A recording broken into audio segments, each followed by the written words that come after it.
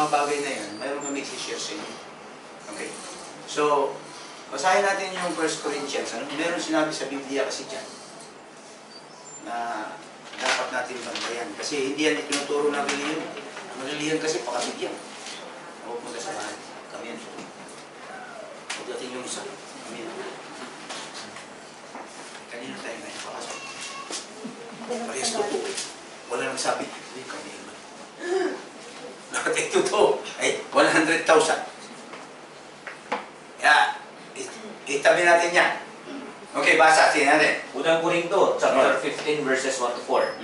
Mga kapatid, nais kong ipaalala sa inyo ang magandang balita na ipinangaral ko sa inyo.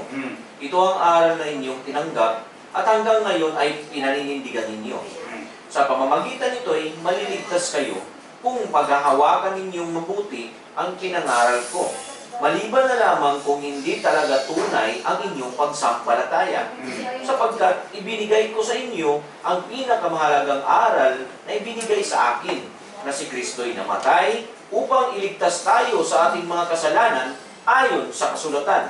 Inilibing siya, ngunit muling nabuhay sa ikatlong araw ayon din sa kasulatan. Okay. So, si Kristo namatay saan? Sa cross dahil sa ating kasalanan. So, ito yung sinishare natin. Okay. Ang ibig sabihin, walang reliyon na pinag-usapan dito. So, anong pangalan niyo ba? Abi po. Abi, sir? Let po. Let. Okay. So, ang ibig sabihin, si Ma'am Abi ay Kasalanan. kasi si Kristo namatay sa krus para sa iyong kasalanan. So, yung number 1, ikaw ay? Number 2, Ma'am Abi, ikaw ay mamamatay. Tama ka. Ito yung isi-share namin, hindi pwedeng tanggihan tayo. Dahil pag sinabi ko, ang reliyon namin mumapit ako, eh, paano reliyon mo mali? So, magkaroon tayo ng problema. Pangalawa, kailangan mo ng Kaligtas. ang pinag-usapan dito, soul and spirit, ha? Soul and spirit. Okay. Now, mayroon tinatawag na physical, spiritual, ito, kamatayan. Okay? Yan, eternal. Ano natin? Eternal. Ano ibig sabihin nito? So, ang tao mayroon tatlong bahagi. Body, soul, and spirit. Si Mama B ay nag-iisa siya. Ako. Pero compose siya ng tatlo. No? Meron kang katawan, tama?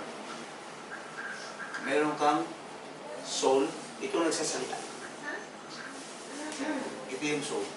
Meron kang spirit. Ito yung nakakauna ko. Naunawaan mo ano yung sakit mo. Just because of spirit. Yung soul emotion, pakiramdam. Pero ito, judgmental. Siya yung nakakaalam. Anong problema ng ating katawan? Anong sakit mo? Diabetes. Hindi alam nito. Alam nito. Kaya dapat maintindihan natin. Okay, tingnan natin ha. So, ang ibig sabihin, ang sinabi ng Biblia, ang mahalaga ito. Hindi po. Katawan. Kasi ang katawan, may tinatawag na what? Physical din. Okay. Ang physical death, paghiwalay ng kaluluwa sa katawan. Physical death, paghiwalay ng kaluluwa sa iyong katawan. Pag umiwalay ang iyong kaluluwa sa iyong katawan, ikaw ay patay na. Wala na. Kasi umalis na to. Ang problema, mayroong langit at mayroong dagat.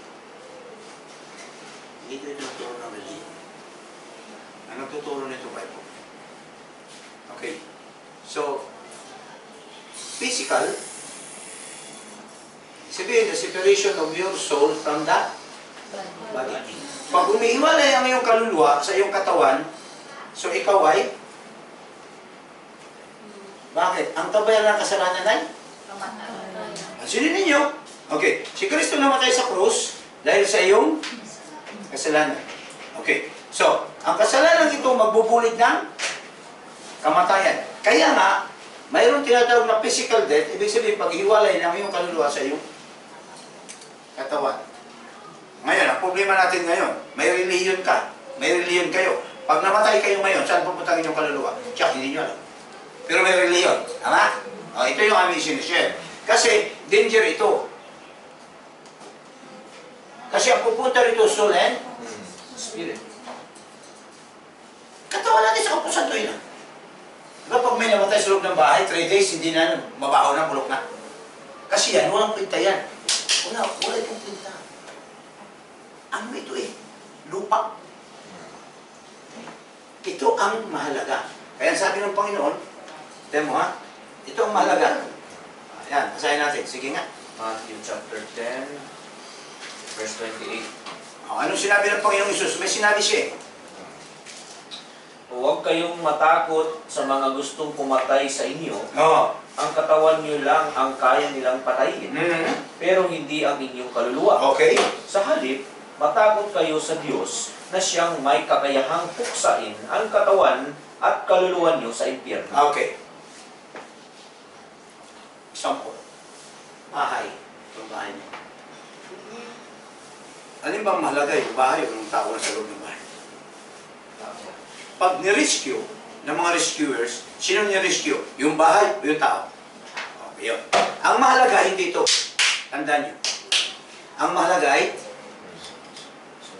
kasi pag humiwalay ang iyong kaluluwa at katawan, kung dito pupunta ay ako yan. Kagaya nito. Oo, ito. Pag ito'y patuhin ko ng patuhin, sipahin mo na sipahin ng pinto na yan. Pag walang tao, may kapala. Wala. Ngayon, pag nasa loob ka, sisipahin ko yan, ikaw may-ari ng bahay, babaril mo ako. Bakit? Ang nakakaramdam, hindi yung bahay, kundi ikaw. Ang nakakaramdam nito, hindi ito. Kung hindi ito nagsasalita. Yes. Pag umalis ito nagsasalita, kaya physical, pag alis dito, may relihiyon ka, wala kang Diyos. Yan ang sinisira namin ng mga Pilipino. Hindi kami nagsishare ng relihiyon. Kasi, para naman sa relihiyon ninyo, huwag lang kayo mamatay. Kasi pag namatay kayo, kumusta itong soul and spirit. Yun ang pupumilit yung inyong pamangkin na nagsishare sa inyo. Okay, so, ngayon. Tignan natin ha, pwede kayong magtanong ha, pag yung hindi nyo masyado. So, ibig sabihin, mayroong physical, spiritual, at eternal. Okay.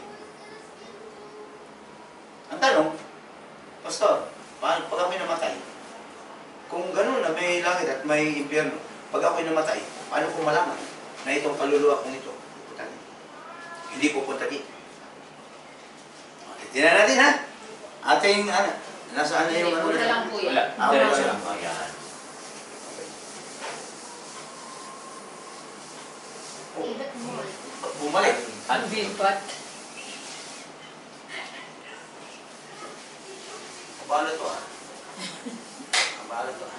Okay, now, tingnan natin ha. Basahin natin ang Bible. Okay? Death and salvation. Sige.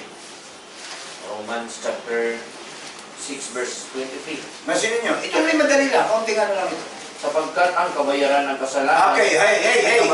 Hey. Ang kabayaran na ikaw ay makasalanan. Mami, kayo makasalanan. Magbabayad ka. Ano yung babayad mo? kamatayan. So ito ngayon ang ating pag-usapan. Ito yung mahalaga. Kasi ang kasalanan ay okay. So ito yung makasalanan, kailangan na kaligtasan to. Kailangan natin. So kung kayo mamatay, ako'y mamamatay, dapat alam ko ng kaluluwa ko pupunta ng langit. Okay. Ang kabayaran ng kasalanan ay kamatayan. Ngunit, basa-basa, ngunit, Ngunit, ang kaloob ng Diyos ay buhay na walang hanggan sa pamamagitan ni Kristo Jesus na ating Panginoon. okay. Yan natin ha, pansinin natin. So, ibig sabihin, ang kaloob ay, ano? Eternal? Life. Life. Eternal life, right? Dito, eternal condemnation. Dito, eternal life. Dalawa lang yan. So, ang ibig sabihin, si Mama Abby ay makasalanan, si Sir ay makasalanan, magbabayad ng kamatayan. Magbabayad ako ng kamatayan. Bakit? May utang ako. Anong utang ko? Kasalanan. So, sinabi ng Biblia, may pag-asa, may kaligtasan ng kaluluwa at ano? Kaloob. Anong kaloob? Eternal life. Eternal condemnation. Mga Abby, pag binigyan ka ng 1 million, bigay. Hindi mo pagtatrabahuan. Bigay eh. Pag hindi mo tinanggap, maangkin mo, hindi. Ha? Ikay makasalanan, ikay mamamatay, kailangan mo ng kaligtasan. Ang kaligtasan ay bigay. Ayaw mong tanggapin, maangkin mo. Kaya nga po, bigay. Ano ang bigay? Eternal life. Kailangan tanggapin mo. Kasi pag hindi mo tinanggap, hindi ka magkaroon ng buhay na walang hanggan. Ngayon, pag tinanggap mo, ano mangyari? Basa. Romans chapter 8, verse 15. Yung the other one. At ang Espiritu na tinanggap niyo ay hindi kayo ginawang alipin para muling matakot, sa halip, ginawa kayong mga anak ng Diyos. Okay. So, ibig sabihin, ang ibig sabihin, pag tinanggap mo, ito, Espiritu, eternal life, ikay maging anak. May anak kayo? Ilan? Okay. Anong relasyon mo sa iyong anak? Sila yung mga anak at ikay kanilang? Yeah. Okay. Ngayon, ako may 3 anak. Yung 2 ay nasa London, yung isa na rin. Anong relasyon ko sa aking mga anak? Ako yung ama, sila yung aking mga anak. Tama? Okay. Mga Abby, pansinin mo ha. We are not talking religion, we are talking relationship. What is your relation to your children and your children to you? Mayroon na, relationship. Now ngayon, mayroon akong 3 anak. Pag namatay yung 3 kong anak, sila ba kayo mananatili kong anak? Hindi na. Huwag kayong sumagot. Si Mama Betty ang aking tinatanong. Okay. Ika'y makasalanan. Ika'y mamamatay. Kailangan mo ng kaligtasan. Kaligtasan lang yung kaluluwa at ang kaligtasan by means of kaloob. Tama? Pag tinanggap mo ang kaloob, ika'y naging anak ng Diyos. So pag anak, speaks about relationship. Okay. Ika'y may 3 anak, ika'y ina. Pag namatay, may 3 anak. Pag namatay 3 anak, remember, anak, pag sila'y namatay, sila bagay manatili kong anak, hindi na. Yes, just because of relationship nga eh. Pag ikay anak, mamatay ka mabuhay, anak ko lang. Pansin mo? Hindi magbabago. Ang magbabago sa'yo buhay mo. Ang pagiging anak na natin. Kung ano ka dati, pag ikay anak ng Diyos ngayon, iba na. Ako'y matagal na panahong atik. Siya po open, gawin at ibang balify, arterial medicine, correct sa marijuana, nasa katawan ko. Nung narinig ko ang mensaheng ito, at tinanggap ko ang kaloob, 4 years ago, binago ng Diyos ang aking buhay. Pag tinanggap mo ito, dito religion. May religion ka pa. Wala ka namang kaloob. Wala. Ang pagiging anak, tanggapin ito. Pag tinanggap mo, anong mangyari sa'yo? 16. 16. Yan yun. Ang banal ng Espiritu at ang ating Espiritu ay parehong nagpapatunay na tayo'y mga anak ng Diyos. Yan yun. Sa kaso, pag nagsampa ka ng kaso, the more maraming witnesses, the more matibay ang kaso mo. 2 witnesses mo, patunay kay anak ng Diyos. Espiritu Ang mo. spirit ang espiritu mo. Kaya nga po, ginagamit spirit, not soul.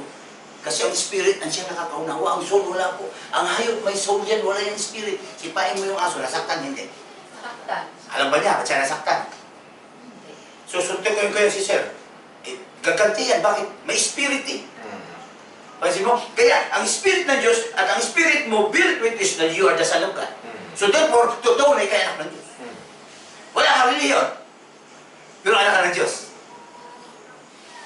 Pakay ng iyong pamamahala. Bakit kayo nakarating dito? Naabot kayo ng ganung pangamahala. Kung hindi, wala na. Pansin niyo? Okay, now ngayon. Kayo ba kayo kasal? Okay, good. Paano kayo nagkaroon ng relasyon bilang mag-asawa? Pag hindi kayo sumagot sa pare, o kaya sa officiating minister, yes, I do. Hindi kayo magkaroon ng marriage. Kaya ang pagtanggap sa Diyos, magpapahayag. Magkaroon ka ng relasyon. Nung kayo nagliligawan, pwede ba kayong sabihin ni bibig, mahal kita, mahalin kita, pakasal tayo. O, sa pamagitan ng bibig, nagkaroon ka ng tunay na. Yes, ganun lang sa Panginoon.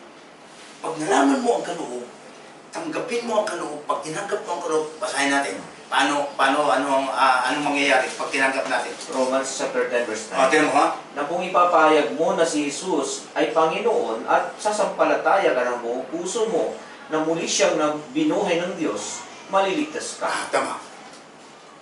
By means of confession. Nagkaroon ka ng relasyon magkatipan by means of confession. Bilang mag-asawa by means of confession. Magkakaroon ka ng relasyon sa Panginoon by means of confession. Papayag mo. Lahat mo na mamatay ka. Kaluluwa mo sa Diyos. Nasa nawalihan mo. Ito ngayon gawin natin. Ako'y manalangin. Tanggapin natin ang kaloob. Sumunod kayo sa panalangin. Ito yung relasyon, kaligtasan. Nung ako'y nakikinig sa ganitong araw, sabi ng pastor eh, nais mo tanggapin ang Panginoon? Sabi ko, tinanggap ko ng Panginoon, matagal na eh. Kaya sumunod ako sa panalangin. Binako ng Diyos. Itong gagawin natin eh. Okay, tayo mo ko lahat. Sir, ma'am, sumunod kayo sa panalangin. Panginoon, narinig ko ang mensahe. Mensahe ng kaligtasan. Ako po yung makasalanan. Patawarin po ninyo. At tinatanggap ko kayo bilang Panginoon. At siya rin tagapagligtas ng aking kaluluwa. Salamat sa kaligtasan. Salamat sa kapatawaran. Salamat sa katotohanan. Sa pangalan ni Jesus. Amen. Verse. Ang Diyos ko, hindi pupunta ka pa kung saan. Uuwi kayo. Bawal ninyo ang katotohanan ni Kristo sa puso mo. Hindi sa muso. Tapos na. Kasalanan ko yung kasalanan na nabubulod sa atin. Sa impyerno. Ito yung yung kasalanan na nagawa niya dyan sa kanila sa Garden of Eden. Yung original sin. Kasi, okay, 5:12 ng Romans, yan nyo, 5:12 na Romans. Nagmana tayo kay Adan talaga eh. Lahat po tayo nagmana tayo, kaya tayo mamamatay, kasalanan, nagmana kay Labasa. 12. Dumating ang kasalanan sa mundo dahil sa paglabag ni Adan sa utos ng Diyos. At dahil sa kasalanan, dumating din ang kamatayan. Kaya lumalaga na pagkamatayan sa lahat ng tao dahil sa nagkasala ang lahat. Okay, so now, look. Ibig sabihin, may first Adam and second Adam. Ang dala ng Adan, kamatayan, kasalanan. Ang dala ng Panginoon Jesus sa krus, buhay na walang lang. Kasi yung ating kaligtasan. Kaya, yun ang problema natin. Kaya magtataka, bakit? Magtatanong ko kayo mag-asawa. Ang bata ba, makasalanan? Yung isang taong bata, makasalanan. Meron. Tama. Iba yung makasalanan, iba yung nagkakasala. Ang bata makasalanan, pero hindi sila nagkakasala. Hindi na alam masama at mabuti. Pero sila makasalanan. Tama. Sama namin sir. Kasi kung ang bata ay wala kasalanan, hindi makamatay. Tama, 1 year old patay. 1 day old, paglabas, patay. Kaya, ang kata ng kasalanan ay? Kamatayan. Ngunit ang kaloob ng Diyos buhay na walang. Yan po.